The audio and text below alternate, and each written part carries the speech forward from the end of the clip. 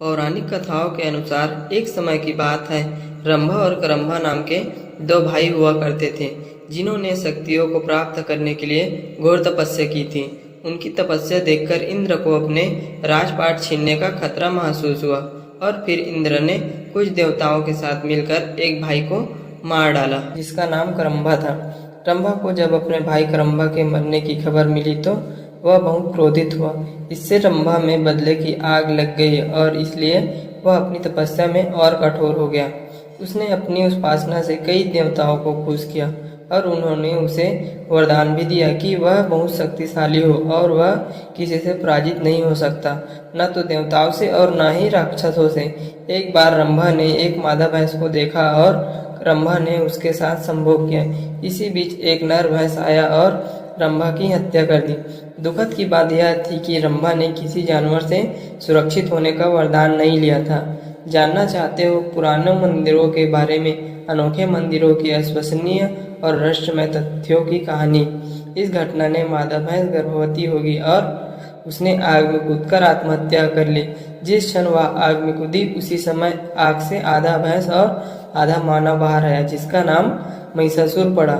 महिषासुर ने देवताओं और दैत्यों को पराजित किया। उसने देवलोक पर हमला कर उस पर कब्जा कर लिया और सभी देवताओं को बाहर निकाल दिया। सभी देवता ब्रह्मा जी के पास गए। ब्रह्मा जी ने उन सबको विष्णु जी और शिव जी से मिलवाया। देवताओं ने विनाशकारी महिषासुर द्वारा उनके ऊपर किया गया अत्याचार बताया, जिसे सुनकर त्रिमूर्ति को बहुत क्रोध आया। इसके बाद त्रिमूर्ति की आंखों से ऊर्जा प्रकट हुई, जो एक नारी का रूप बनी। सभी देवता उस शक्ति को देखकर प्रसन्न हुए और सभी ने उस शक्ति को माँ कहकर माना। इस तरह माँ दुर्गा की उत्पत्ति हुई। भगवान शंकर जी ने देवी को त्रिशूल भेंट किया। भगवान विष्णु ने अपना चक्र निकालकर देवी को भेंट दिया। वरुण देव ने देवी को शंख भेंट किया। अग्निदेव ने इसे शक्ति दी। वायुदेव ने उसे धनुष और बाण दिए। देवराज इंद्र ने अपना वज्र दिया और ऐरावत हाथी ने अपना घंटा उतारकर देवी को भेंट किया। यमराज ने उसे कालदंड में से एक दंड दिया। वरुण देव ने उसे पास दिया। प्रजापति ने स्वास्तिक की माला दी और ब्रह्मा जी ने उसे कमंडल दिया। सूर्य देव ने देवी के समस्त रोमों अपनी किरणों का तेज भर दिए। इसी तरह दूसरे देवताओं ने भी माता को आभूषण और वस्त्र देकर सम्मान किया। अंत में पहाड़ों के देवता हिमालय ने उन्हें सवारी करने के लिए एक बाघ दिया और उनका नाम महादेवी दुर्गा रखा गया। उनके आशीर्वाद से दुर्गा ने बाघ पर चढ़ाई की और महिषासुर का विनाश करने के लिए निकल पड़ी। जब माँ दुर्गा अमरावती के पास पहुंची तो उन्होंने एक शक्तिशाली गर्जना की, जिसने पहाड़ों को हिला दिया और समुद्र में विशाल लहरें पैदा की। महिषासुर ने अपने सैनिकों को यह पता लगाने के लिए कहा कि क्या हो रहा है।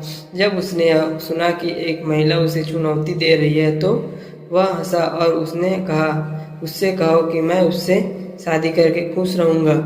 जब उनके दूत प्रस्ताव लेकर देवी के पास गए तो देवी ने उत्तर दिया, अपने राजा से कहो कि मैं कोई साधारण महिला नहीं हूँ जो उससे शादी करने के लिए उत्सुक हूँ। मैं महादेवी हूँ और मेरे पति महादेव हैं। मैं उन्हें अमरावती छोड़ने और दुनिया के नीचे अपनी जगह पर लौटने के लिए कहने के लिए आई हूँ। अगर वह नहीं गया तो मैं उसे नष्ट कर दूंगी।